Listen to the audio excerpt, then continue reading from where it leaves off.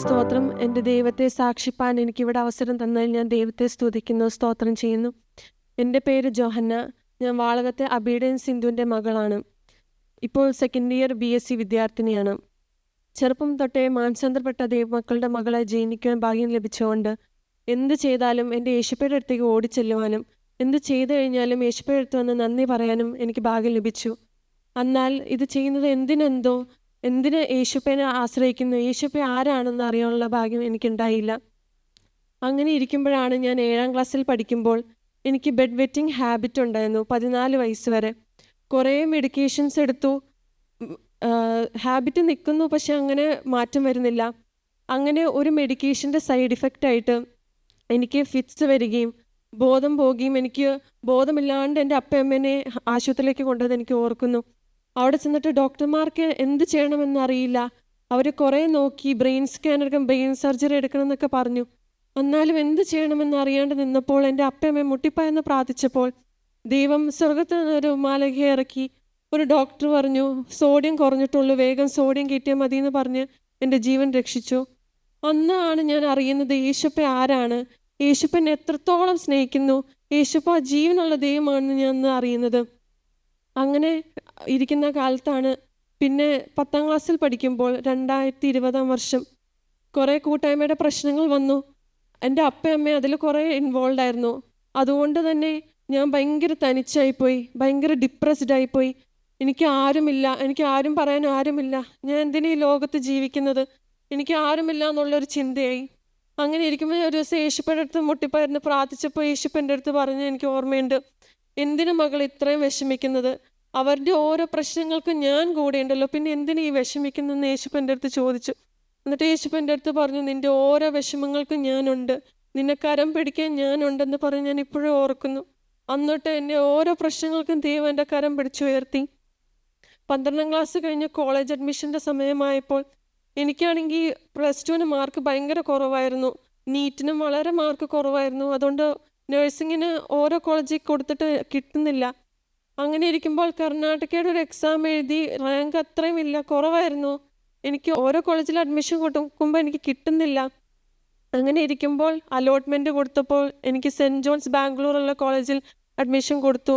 Allotment result വന്നില്ല. എൻ്റെ അപ്പയമ്മയാണെങ്കിൽ മുട്ടിപ്പായിട്ടിരുന്ന് പ്രാർത്ഥിക്കുന്നു, എല്ലാവരും ഫാമിലി ഫുള്ളിരുന്ന് പ്രാർത്ഥിക്കുന്നു, എന്നിട്ട് ഞാൻ ഇന്ന് പ്രാർത്ഥിക്കുന്നില്ല. അങ്ങനെ 2 ദിവസമുള്ള അലോട്ട്മെൻറ്റ് റിസൾട്ട് വരാൻ. അങ്ങനെ ഇരുന്നപ്പോൾ ഞാൻ മുട്ടുമേലിരുന്നു, എൻ്റെ യേശുവിങ്കിലേക്ക് നോക്കി. അപ്പോൾ യേശു എന്നെ തിരിഞ്ഞ് നോക്കി ചോദിക്കുക, മകളെ നീ എന്താണ് പ്രാർത്ഥിക്കാത്തെ? ആ ഒരു ചോദ്യത്തിൽ ഞാൻ അങ്ങ് വിറച്ചുപോയി. യേശു എന്നെ 2ാമതും ചോദിച്ചു, എന്താ മകളെ നീ പ്രാർത്ഥിക്കാത്തെ? അന്ന് ഞാൻ മുട്ടുമേലെന്ന് യേശുപ്പോട് കരഞ്ഞു നിലവിളിച്ച് പ്രാർത്ഥിച്ചു, എൻ്റെ യേശുപ്പ നിന്റെ ഹിതം എന്തെന്ന് നീ അറിയുന്നുവല്ലോ, അതുപോലെ നടത്തണമേ എന്ന് പ്രാർത്ഥിച്ചു. 2 ദിവസം കഴിഞ്ഞ് റിസൾട്ട് വന്നു. ദൈവത്തിൻ്റെ അത്ഭുത കൃപയാൽ എനിക്ക് ആ കോളേജിൽ അഡ്മിഷൻ കിട്ടി.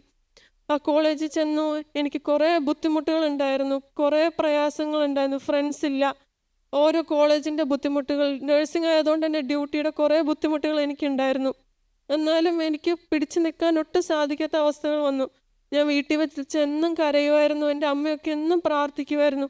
അങ്ങനെ എക്സാമിൻ്റെ സമയം വന്നപ്പോൾ എനിക്ക് ആകെ വിറയലും ശ്വാസമുട്ടൊക്കെയായി, എനിക്കൊന്നും പഠിക്കാൻ പറ്റുന്നേ ഇല്ല. അങ്ങനെ ഇരുന്നപ്പോൾ എൻ്റെ അമ്മ എനിക്കൊരു വാക്യം പറഞ്ഞു തന്നു. ഞാനൊന്ന് വായിക്കാം. സങ്കീർത്തനങ്ങൾ 18-ാം അധ്യായം 28ഉം 29ഉം വാക്യങ്ങൾ. നീ എൻ്റെ ദീപത്തെ കത്തിക്കും, എൻ്റെ ദൈവമായ യഹോവ എൻ്റെ അന്ധകാരത്തെ പ്രകാശമാക്കും. നിന്നാൽ ഞാൻ പടക്കൂട്ടത്തിൻ്റെ നേരെ പാഞ്ഞു ചെല്ലും, എൻ്റെ ദൈവത്താൽ ഞാൻ മതിൽ ചാടികിടക്കും. ഈ ഒരു വാക്യം ഞാൻ ആകെ 10 പ്രാവശ്യം പറഞ്ഞു വന്നു. എന്നിട്ട് പറയട്ടെ, എനിക്കൊരു അത്ഭുതകരമായൊരു സമാധാനം ദൈവം വന്ന് തന്നു. അന്ന് ഹോസ്റ്റലിൽ ഫുൾ പിള്ളേർ 2 മണി 3 മണി ഇരുന്ന് പഠിച്ചു. എന്നാൽ ദൈവം എനിക്ക് ഒരു ടെൻഷനും ഇല്ലാണ്ട് ഒരു സമാധാനം തന്നെന്ന് എനിക്ക് ഉറങ്ങാൻ പറ്റി. ഞാൻ ഇപ്പോഴും ഓർക്കുന്നുണ്ട്, ഞാൻ പ്രാർത്ഥിക്കുന്ന കണ്ട് ഞാൻ സമാധാനത്തോടെ നിൽക്കുന്നുണ്ട്. പിള്ളേർ എൻ്റെ അടുത്ത് വന്ന് ചോദിച്ചിട്ടുണ്ട്, എന്തിനാണ് നീ പ്രാർത്ഥിക്കുന്നത്, എങ്ങനെ ഇത്ര സമാധാനത്തോടെ നിൽക്കാൻ പറ്റുന്നത് ചോദിച്ചിട്ടുണ്ട്. അന്ന് ഞാൻ പറഞ്ഞു, എൻ്റെ ദൈവത്തിൻ്റെ കരങ്ങളിലേക്ക് ഞാൻ എന്നെ തന്നെ സമർപ്പിച്ചു. ഈ പഠിച്ച ഓരോ കാര്യങ്ങളും ഞാൻ ദൈവത്തിൻ്റെ കരങ്ങളിലേക്ക് ഏൽപ്പിച്ചു. ദൈവം എന്നെ സഹായിക്കുമെന്ന് എനിക്ക് ഉറപ്പുണ്ടെന്ന് ഞാൻ പറഞ്ഞു. അന്ന് ആ എക്സാമിൽ ബാക്കി എല്ലാവരും ടെൻഷൻ അടിച്ച് എഴുതിയപ്പോൾ എനിക്ക് സമാധാനത്തോടെ എഴുതാൻ എനിക്ക് ദൈവം കൃപ തന്നു. ക്വസ്റ്റ്യൻ പേപ്പറൊക്കെ പാടായിരുന്നു. എനിക്ക് റിസൾട്ട് ജയിക്കുമോയെന്ന് തന്നെ പേടിയുണ്ടായിരുന്നു. അന്ന് റിസൾട്ട് വരുന്ന സമയത്ത് ഞാൻ മുട്ടിപ്പാന്ന് പ്രാർത്ഥിച്ചു, ദൈവമേ എൻ്റെ ബുദ്ധിയോ കഴിവോ ഞാനോ വെച്ച് എനിക്കിത് കിട്ടാനൊരു സാധ്യതയില്ല. അന്ന് ഞാൻ പ്രാർത്ഥിച്ച് റിസൾട്ട് വന്നപ്പോൾ ദൈവം എനിക്ക് ഫസ്റ്റ് ഇയർ ഫസ്റ്റ് ക്ലാസ്സോടെ പാസ്സാകാൻ ദൈവം ഭാഗ്യം തന്നു. എൻ്റെ ബുദ്ധിയോ ഞാനോ വെച്ച് കിട്ടേണ്ട സാധനമല്ല അത്. കാരണം ഞാൻ അവസാന മിനിറ്റിൽ പഠിക്കുന്ന ഒരു കുട്ടിയാണ്. അപ്പോൾ എൻ്റെ കഴിവോ ഞാൻ വെച്ച് എനിക്ക് ഒരിക്കലും ഫസ്റ്റ് ക്ലാസ് കിട്ടില്ല. പക്ഷെ ദൈവം എനിക്കത് തന്നു. ഇപ്പം സെക്കൻഡ് ഇയർ കയറി ഓരോ ബുദ്ധിമുട്ടുകളും പ്രയാസങ്ങളുമുണ്ട്. എന്നാൽ ദൈവം ഓരോ കുഞ്ഞടികൾ തന്ന് എന്നെ ദൈവത്തിന് അടുപ്പിക്കുന്നു. ഞാൻ എൻ്റെ സാക്ഷ്യം നിർത്തുമ്പോൾ ഞാൻ ഒരു കാര്യം പറഞ്ഞോളട്ടെ. നമ്മുടെ എന്ത് ആവശ്യമുണ്ടെങ്കിലും ചെറുതോ വലിയതോ ആയാലും നമ്മൾ ദൈവത്തോട് ആവശ്യപ്പെട്ടിട്ടേ കാര്യമുള്ളൂ. മറ്റാര് പ്രാർത്ഥിച്ചിട്ടും കാര്യമില്ല. നമ്മൾ മുട്ടുമടക്കിയിരുന്ന എൻ്റെ യേശുപ്പ എന്ന് വിളിച്ച യേശുപ്പ അത് നമ്മൾ ഉദ്ദേശിക്കുന്നേക്കാൾ നല്ലോണം നടത്തി തരും. യേശുപ്പയുടെ ഒരു സാക്ഷിയായി യേശുപ്പ ആരാന്ന് എന്നിൽ നിന്നും കൂടെ കാണിക്കാൻ ഞാൻ പ്രാർത്ഥിക്കുന്നു. എന്ന് എൻ്റെ കുടുംബത്തിന് എനിക്ക് വേണ്ടി പ്രാർത്ഥിക്കുന്ന അപേക്ഷിച്ചുകൊണ്ട് എൻ്റെ സാക്ഷ്യം നിർത്തുന്നു.